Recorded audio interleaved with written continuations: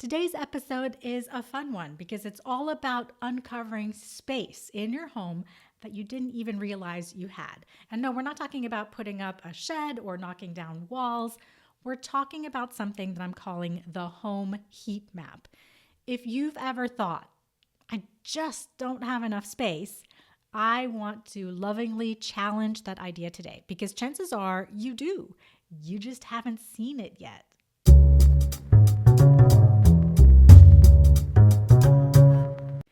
So, what is the home heat map? Well, back when we were in COVID lockdown in the summer of 2020, I met an industrial design consultant named Ilaria Vilkelis. I met her online, and at the time, she was trying to help people all over the world fit workspaces for every family member into their homes, right? It was a really tall order, but she mentioned something then that I took to heart because it was so similar to what I do as an organizer. Ilaria said that we should look at every inch of our homes as opportunity, as potential space for working or doing schoolwork. Now, you're probably not looking for every person to have a dedicated daily workspace in your house right now, but you might be wishing for more space in general. So do you know how in spy movies, someone has like a spy satellite that shows the heat signatures of where the bad guys are inside a building? Or in sports, and this is a real thing, a heat map shows where the most action is taking place. And it shows the coach and the players patterns that maybe they might not otherwise have noticed. Think of it like footsteps lining up a map. So the more you walk through a spot, or the more these players and athletes are congregating in a spot, well, the hotter that spot is, and the darker in the red color zone that spot will be. And the less you use an area, well, the cooler it is. And so the more blue that area is. Well, now apply that to your home. So where are you all walking all the time? Not just you, but your entire family, anyone who lives in your home. It's probably the kitchen, the family room, the bedroom, the bathroom, those are the big ones. But where are you not walking? That's the magic question, because those cool zones, those are the underused areas with untapped potential. And they might be beautiful. They're probably even really wonderfully decorated. But if you're not using them, then that's space that you can reclaim. So this heat mapping method works because it reflects your actual lived-in rhythms in your home, not what your house blueprint says and not what the label you put on that space says, right? What you actually do in your home, that's what matters most. So you want to find the low traffic zones. Let's walk through your home together mentally. Now, I think you should track a full week when you're all at home, your entire family is at home. This doesn't really work if you're traveling that week or if the kids are away at summer camp. You want a normal, real week with everyone doing what they normally do. You're going to work, the kids are going to school, and then you're coming home, the evening activities, dinner, the whole bit. So think about that week and imagine your path from morning to night each day during that week. Where did all your feet go? Which areas or which rooms saw very few footsteps? And now it's not just each room, but it's also every corner of each room, every area of each room. Here are a few common cool zones that I see all the time.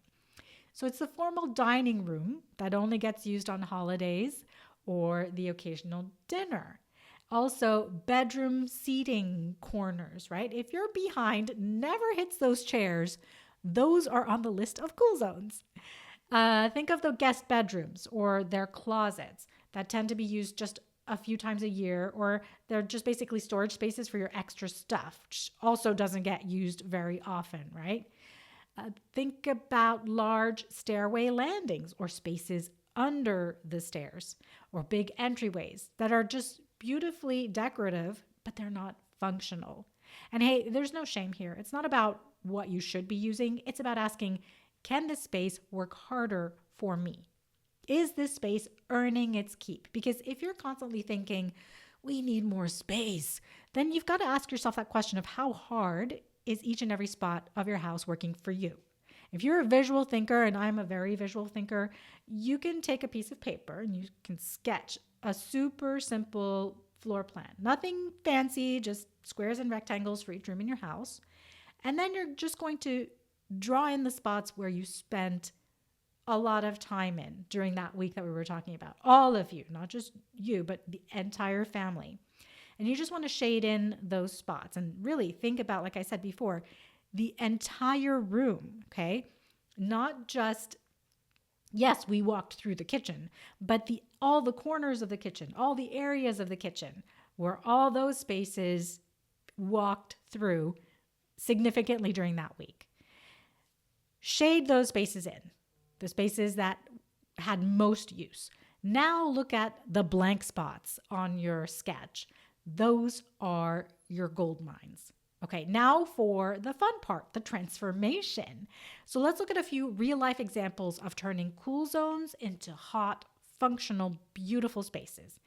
My own formal dining room, admittedly, doesn't get a whole lot of usage each and every week. I mean, we have some dinner parties here and there. We have some holiday meals that need a big table, a big space. And maybe a few times in the summer when all the cousins are here, we need that big table.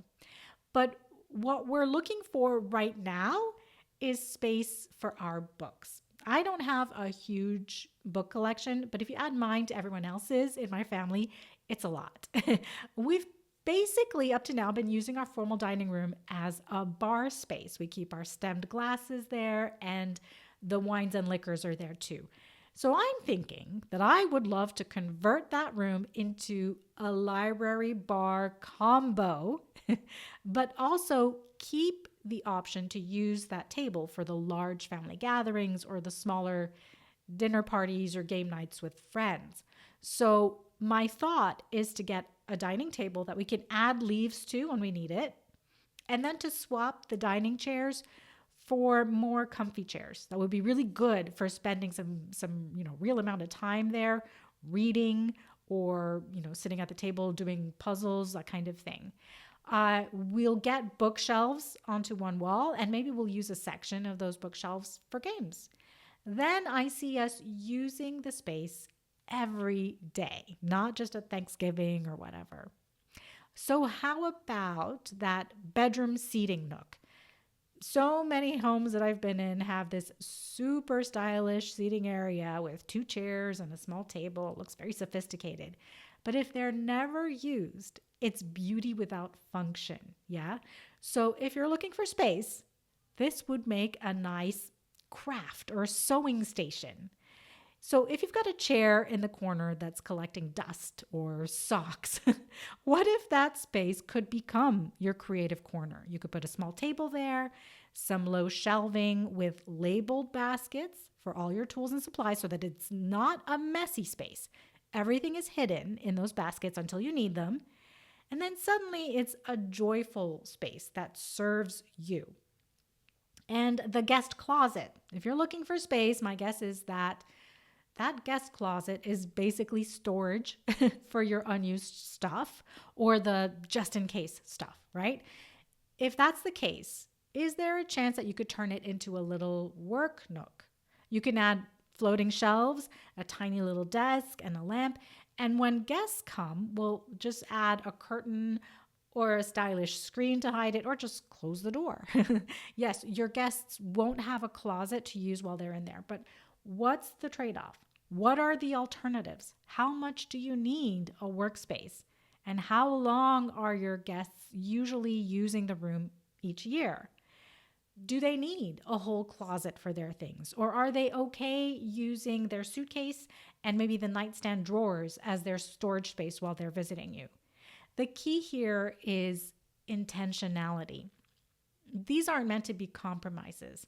They're choices. You're giving yourself permission to design for your real life, not the imaginary one, not the one where every spot in your home is set like a museum and no one can see real life happening there. Make it a goal that your home should be lived in, every part of it.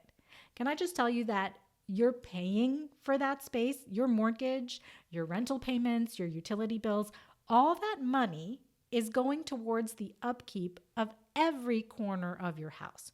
So if every corner of your house isn't working to do something for you, then there's possibility there for you to use some part of your house for something that you actually need, even if it's not a bar, a craft space, or an office space. You could simply need more storage space while your baby is really little and there's a lot of baby gear. But then when she grows a bit, you can reclaim that space and use it as a play area. And then later it becomes a crafting space. It's all about flexibility and paying attention to your home's heat map as your family grows and changes year after year. When you do this, you might just find that you actually love your home a little more each year because, wow, your house works hard and it looks great. Now, don't let this be an excuse to keep more stuff just because you found more space to put more bins. Of course, you should keep what you need, but only if it supports you living a beautiful life in your home, okay? So let's recap. Think of your home's heat map. It's going to help you see where you're actually living and where you're not, because the low traffic areas, the cool zones, are your untapped opportunity. And with a little intention, these forgotten spots or museum untouched spots, they can become really functional, beautiful, and totally aligned spaces with your life.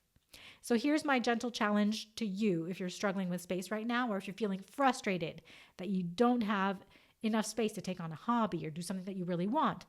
Pick one area in your home that's a cool zone, that's barely used, just one. Now brainstorm 2 ways that that space could serve you better. What would make you smile every time you walked by it? And if you do this, I'd love to hear about it. So tag me on Instagram at Firefly Bridge Organizing, or send me a message, or leave a review sharing which space you'd love to transform and how. None of this has to cost a ton of money. You don't have to remodel, and maybe you already have the pieces you need in other places in your house, or you can check your Buy Nothing groups or ask your family members if they have anything that could work in those spaces. Of course, there are parts that you would want to style. In your bedroom, for example, I absolutely would say that you should invest some thought and maybe some money into how to create whatever space you're converting in a way that is visually soothing to you each night. So if it's a craft space you're creating in there, make sure you've got pretty baskets to hide your daily work in, or some way of hiding that sewing machine so it's not visible to you when you're ready for bed. No one can rest well if something looks messy or reminds them of work right in their bedroom. So just be mindful of that. And the idea is that form meets function. It's still beautiful, but now it's purposeful. You're reimagining your spaces, but with purpose. And you're not letting a room's label define what you do in there, okay? So if this episode helped you see your home in a new way, would you mind please sharing it with a friend or leaving a quick rating? It helps me so much. And I love knowing that these ideas are landing with the right people. Okay. Have a great week, and I'll see you on the next episode.